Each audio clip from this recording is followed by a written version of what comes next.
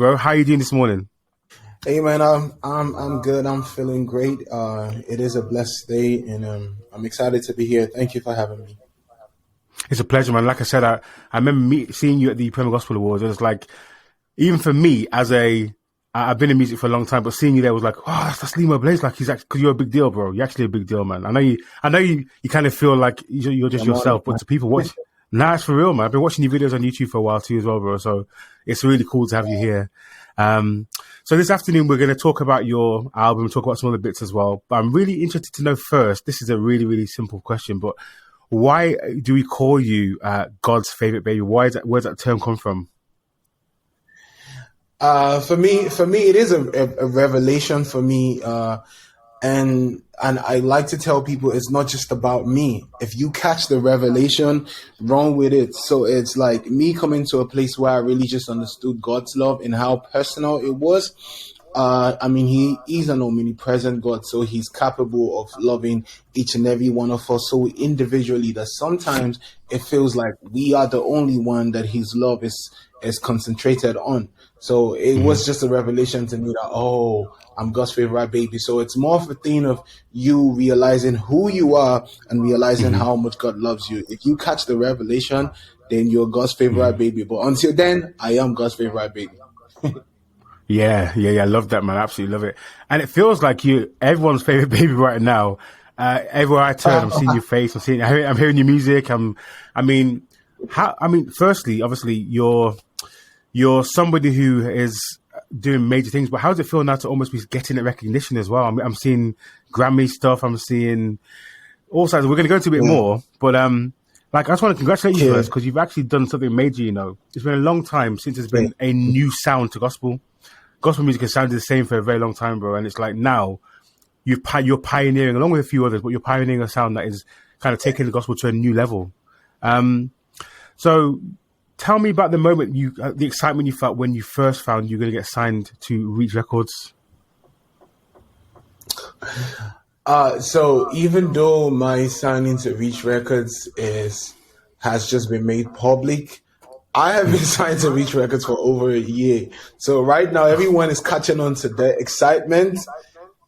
All of this happened like over a year ago, and plus, it just wasn't an event that happened. It took a long time to get there. We kept discussing this partnership for like over a year. We were discussing like, okay, how does this work? How do I fit in? Because as much as I grew up loving Reach Records, I really needed to understand how I fit into the big picture and how we can be positive to each other as an artist and as a company. So it's been a long time coming, but I feel blessed about it because, for one, this is an organization that has a lot of experience doing what they know how to do. They are really good at doing what they know how to do. And it's been home to some of my favorite artists since I've loved music and been a part of music. So it's like finally getting Reach Records is like the Hall of Fame for Christian hip hop. That's the feeling you get. It's like, yo, I'm in the same building. Lecrae is, and Domino is, KB was here, and like all of these guys. So it is amazing. It is a blessing, and we've had a really good working relationship, and it's only going to keep getting better. Well, you're joining a host of names in the Hall of Fame now, bro. People are going to look at you in the same way. And it's funny, I was talking to my cousin. She's a uni student. She's 18. And I told her I was interviewing you. And she can't physically believe that I'm talking to you. It's mad, bro. Like, she literally was like, there's no way you're talking to me. I was like, listen, I'm literally going to interview you today. And you'll see it on Sunday. So, like, if you don't believe me now, wait and see. She can't believe it, bro. Like, to some people, you're already that kind of level of artist. You know what I mean? I don't know. It's weird. It must be weird for you to see that, though, isn't it? It must be weird for you to know, coming from where you're coming from to be where you are now, like in the same rooms as artists who I grew up listening to. I grew up listening to Lecrae. Like, yeah, it's mad, man. It's crazy. We all did, man. Yeah. So, I mean, it's interesting because you've gone on to sign for Reach Records, but you had success as an independent artist as yourself for years. You've done so much stuff, and you won awards, and you worked with big artists already, like The Truth and Travis Green. So, was there If there was like was it just Reach that you would have signed for, or was it like, were you actually thinking or contemplating about having a deal anyway? Or was it because it was Reach Records that really made it open your eyes to the fact that it would work for you? Oh yeah, so I got a lot of offers from some of the biggest labels in the world. I can't name drop, but yeah, I got a lot of offers. I never wanted to sign with a label. I love being independent. If it wasn't Reach, I don't think I would have signed to anybody else. I enjoyed being independent, but the good thing about my situation with Reach is I still have a lot of that independence. And one thing that was always key for me is why I always ran away from labels is there is a certain level of control that comes with signing to a label. And I never wanted that because the journey that I've walked so far, a lot of my journey has a lot of spontaneous moments in it. And if you're going to work with a structure that plays everything by the book, it is difficult because I could wake up today and God is telling me to do this. If the people I'm working with are not people of faith, they wouldn't understand whatever I'm saying. So I was intentional about never wanting to sign with anybody else. But we have a really good understanding. And like I said, in some other place, I was always intentional about being where my faith is allowed to flourish. And that is why I signed with Reach Records.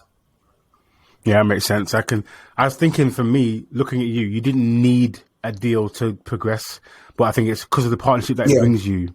Yeah, that makes total sense. Yeah. I mean, there is a partner, there is a lot of partnerships and relationships that comes with signing with a label like that. So it's like without the label, I would still be on my journey to wherever I'm going. It might take me a little longer, but the label just makes the process faster than it would have taken. So, yeah. And talking of the label, you now bring in a new album, and I really want to talk about that. Tell us about your new album, Sunday in Lagos. Sunday in Lagos is a lot of good vibes for me, man. I was at a place where I was just realizing, because I'm aware of the fact that I'm standing in a very unique position right now. I'm kind of like a bridge that connects the US, the UK, and Africa. So the previous years of my experiences were largely in my time living in Lagos. And so making all of this music, I was just trying to, because I remember before I came into the UK, some of the concerns of my friends in the industry were like, oh, if you stay in the UK, your Afrobeat sound might begin to change, because people say the UK Afrobeat sounds different from the Afrobeat back home.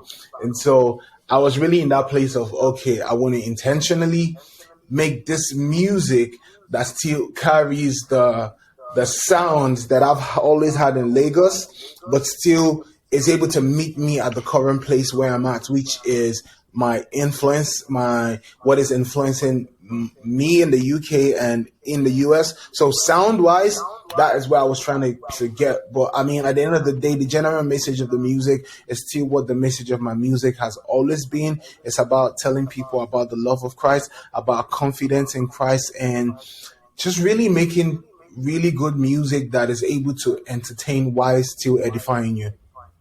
Mm-hmm.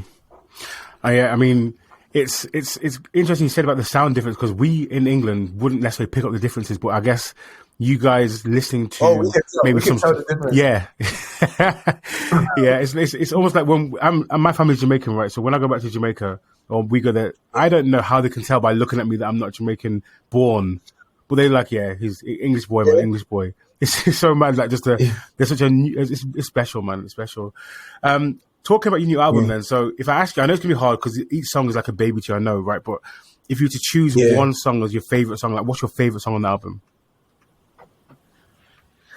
I'll keep JIREH aside. First of all, JIREH cannot be. It's unfair to put JIREH in the conversation with the other songs. But I think my favorite song besides JIREH is difficult, man. Let me just give you my top 3 songs. My top 3 songs would be Pull Up, Desire, and Gold. That's keeping JIREH aside. But I will go with Pull Up, because Pull Up. I'm really in my bag in Pull Up, because I used to be a rapper. A lot of people don't know that I used to be a rapper. Like, I was making mostly rap music.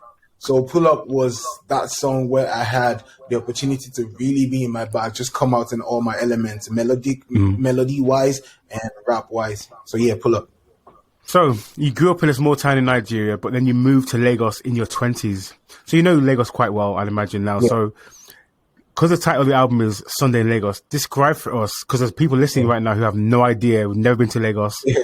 What is a typical Sunday in Lagos, and also like 3 things that make it a Sunday? So what do I have to have if I'm going to go to Lagos for one day, unless it's Sunday? What 3 things will make it that perfect Sunday for me? I think a Sunday in Lagos. One of the good parts about a Sunday in Lagos is Lagos Festival is a really crowded city. It's a city that always has traffic everywhere. But on Sundays are a much more desirable day to go about because there's less traffic.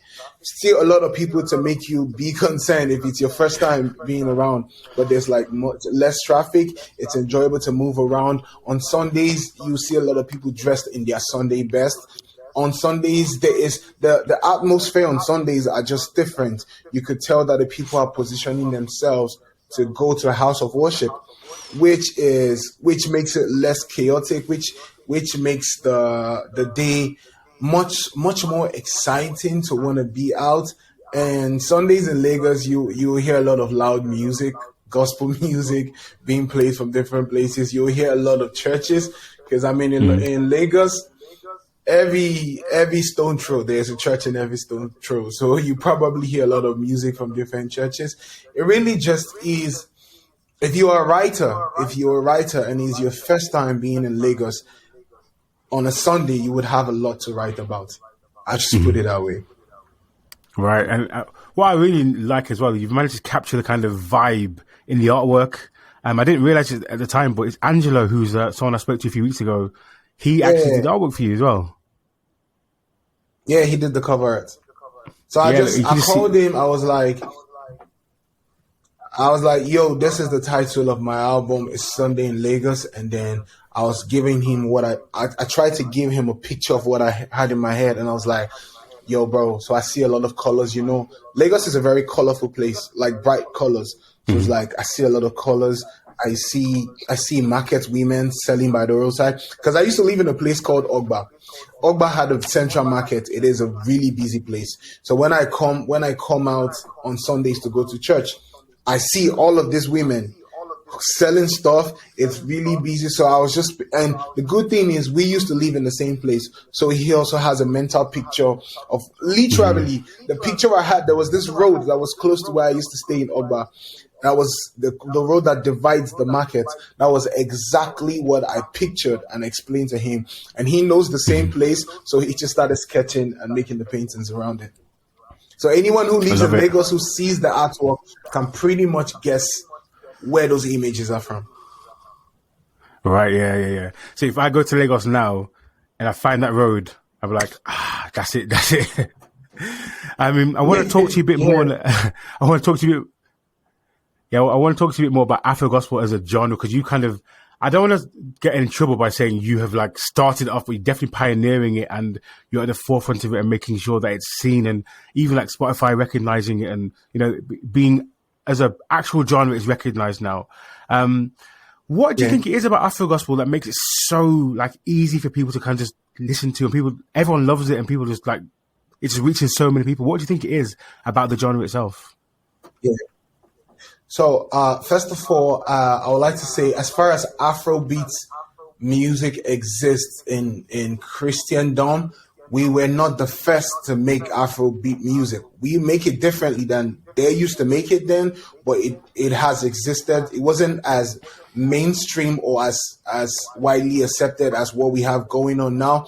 But as far as the term, like the rebranding of Afro gospel, it was myself and my brother Jujo and NK that started this. And yeah, the thing that makes Afro gospel so unique was we really came from a place of the church didn't accept our sound, and so it was really more of a place of, now we don't have a lot of this not so much as a leash on us, because like when we used to think of, you want to make music solely for to be played on Sunday in church, it creates a mental leash in you, and you probably try to sound a certain way so you will be accepted in the church circle. But when we came to a place of just realizations like, yo, the church is not really going to accept the sound, let's just make the music that we love to make.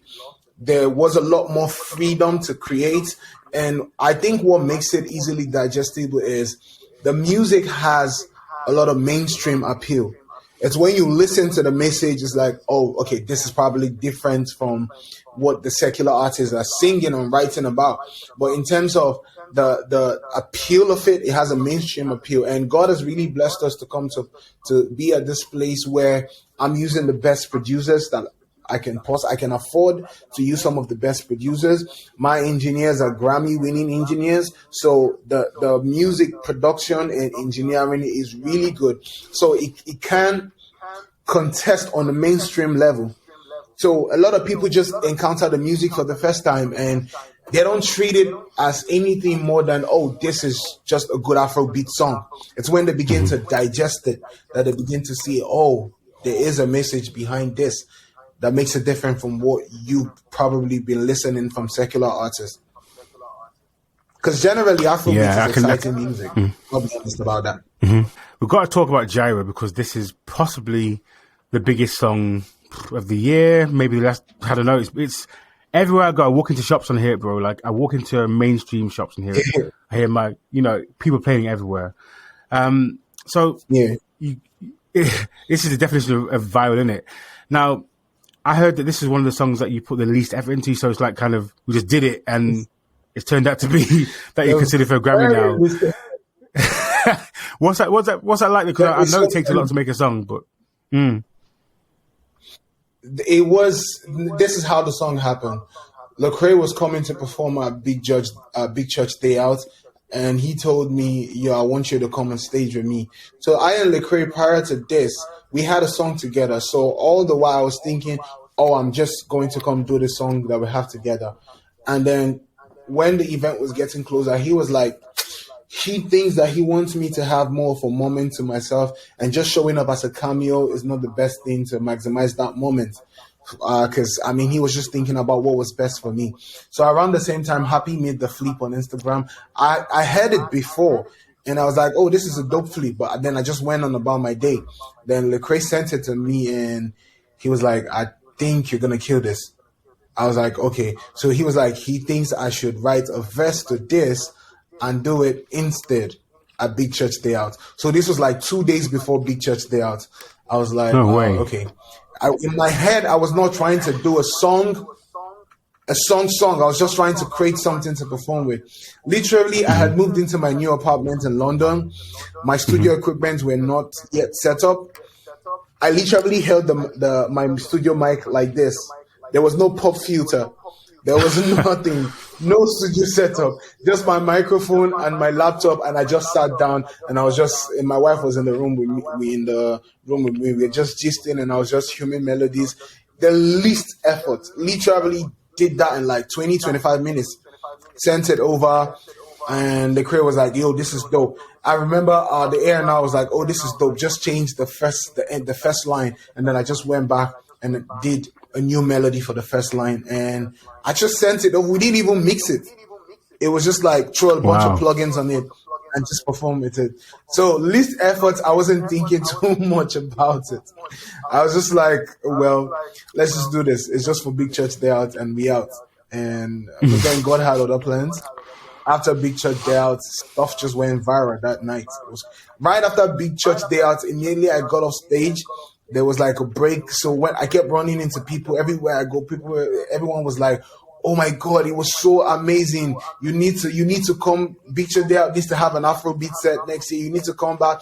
We love the JIREH. I was like, oh wow. And I posted the video, and then the video went viral. And I was like, this is crazy. In like 24 hours, it had like 100,000 views on Instagram. And then it just started going. I'm like, okay. gotta figure this out. And then I was like, told Lecrae that maybe we should release this. But then there was the issue of the sample, and Lecrae was like, say less, got you. Then he called Mavic, called Pastor Stephen Forty, called Chandler, everyone, and got the clearance for it, and we did it. Wow. So and my life changed. Yeah, I was gonna say you went from sitting on your sofa in your new apartment, holding a mic, singing into it for 25 minutes to like the consideration for Grammys now. Like it's crazy, man. Absolutely crazy. Yeah, it's crazy. So JIREH actually means obviously provider. How have you seen God be your provider? Yeah. Oh,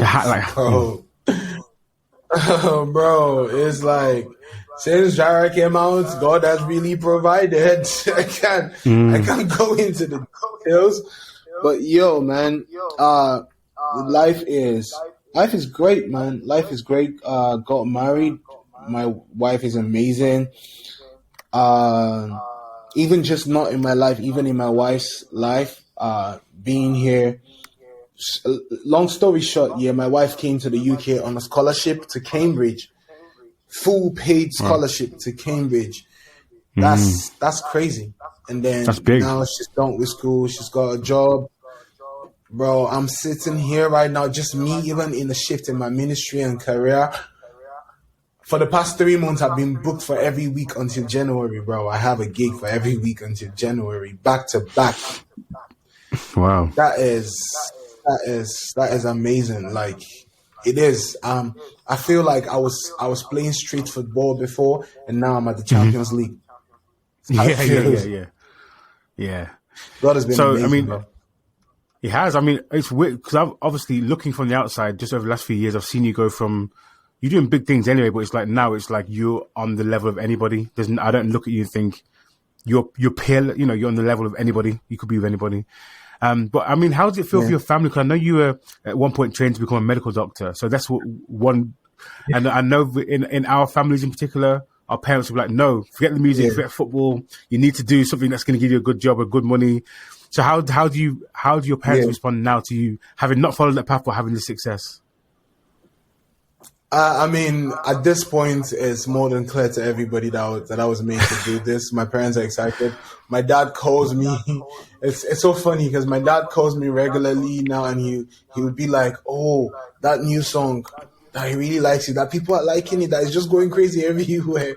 It's so funny when he does that now, because like when I started making music, everybody kicked against it. My family didn't want it. Nobody wanted it. I was supposed to be a doctor, man, because I was really brilliant in school, top of class every term kind of guy.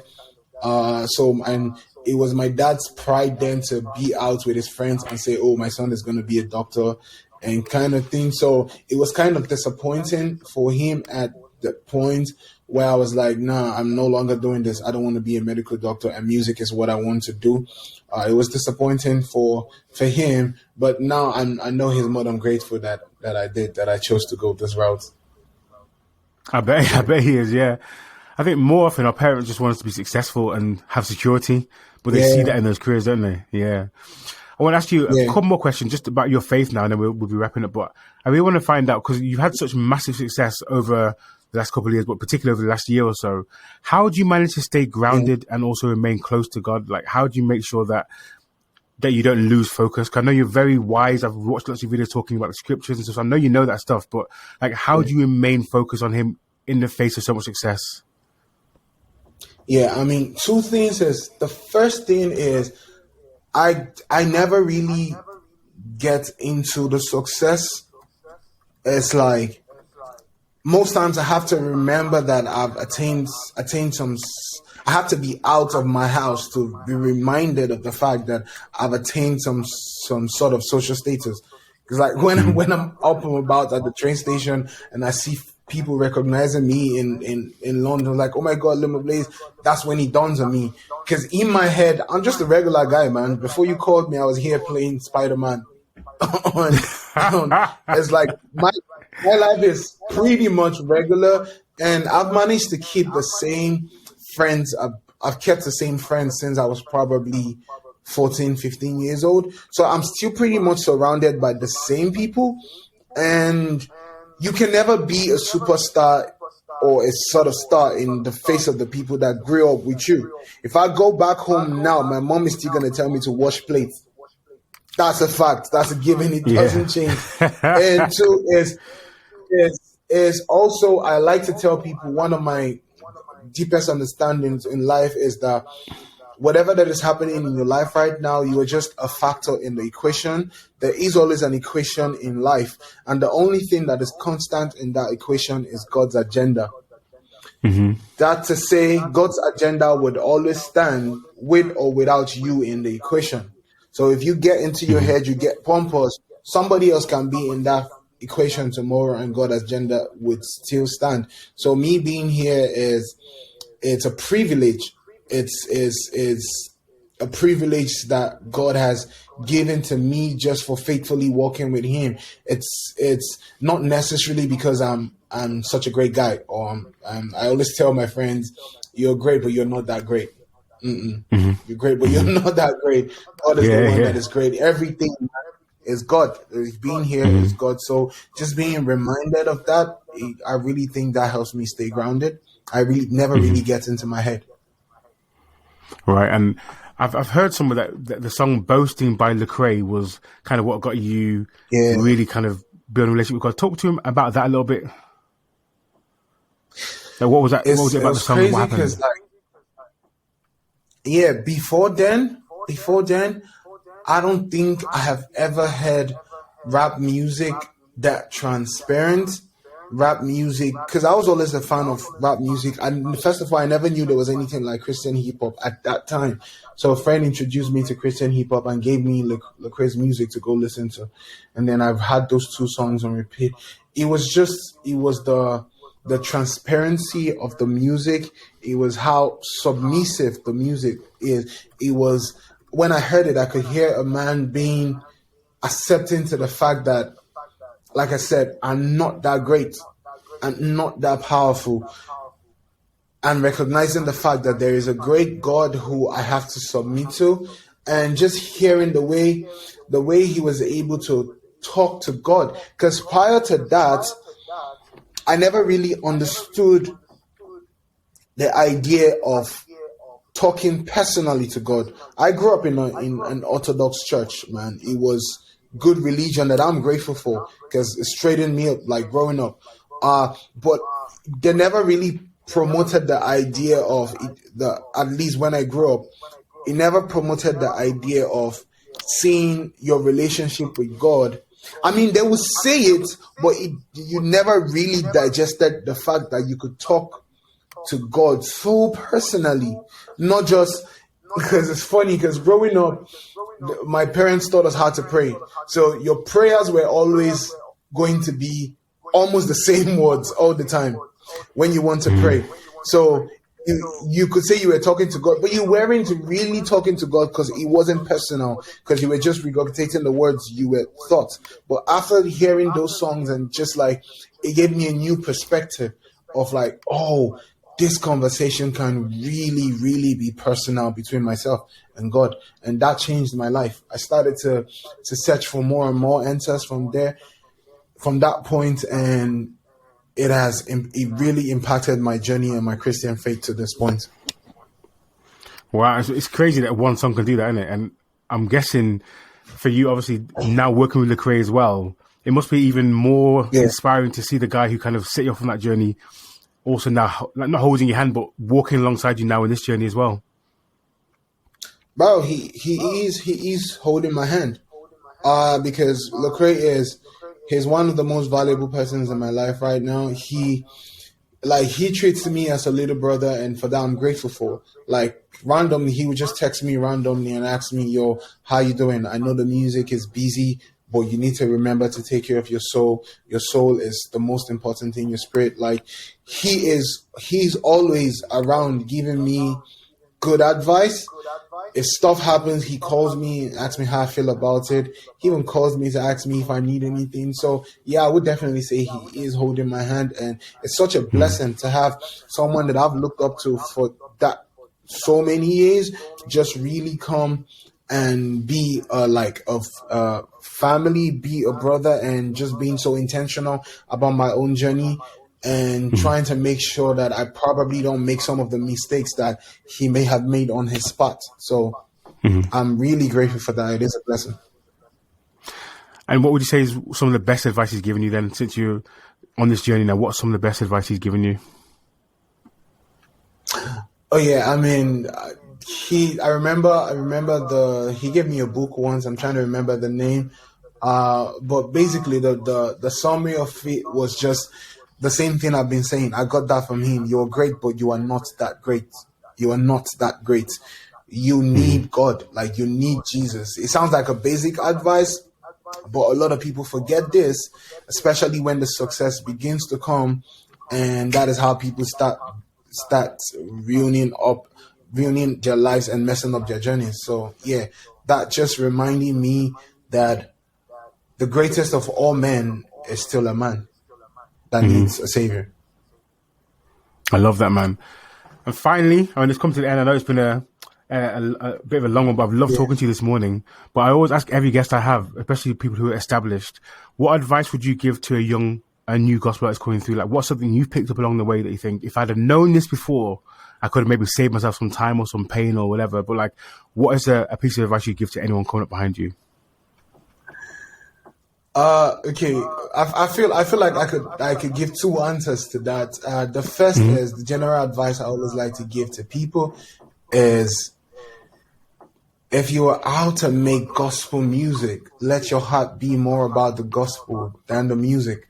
Because if your heart isn't more about the gospel in the long term, yeah, time will reveal where your heart truly is.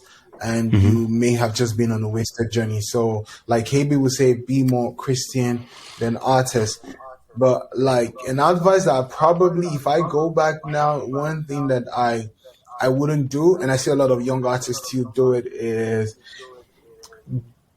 coming up, I had a season where I was really more focused about trying to get the established artists to recognize me instead of really the established artists they have stuff going on for themselves. You're better off focusing on the people that your music is meant to reach and making sure to see how you could grow that reach. And generally, if you are making an impact, everybody notices when you're making an impact. A lot of young artists put way too much energy trying to get a cosign from established artists. It's a waste of time. I mean, when it comes in, sometimes it's handy, but the easiest way to get a cosign is to actually make impact in your journey. And the impact you're making in your journey will not be about just you making great records. No, it's going to be, how are you touching people's lives? Can we evidently see that you are touching people's lives? So maybe focus more on touching people's lives than trying to get a cosign.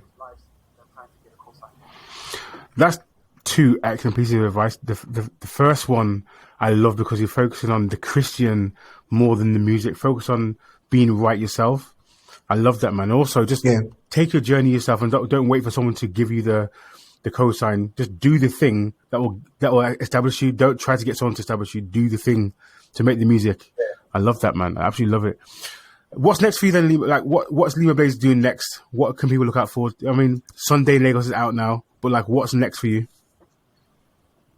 Sunday in London. It's coming. Sunday, yeah. That sounds good. Sunday in London is coming. I have some amazing music with some UK artists. Sunday in London is going to be out in January or February. We're working towards it. But I have some amazing music with Becca Folk, with Anatolia, and I'm looking forward to releasing that. And right after that, I go on my second world tour. So I'm excited, man. Wow. Amazing. So where can people find out more about the tour and stuff? Where's it all going to be at? By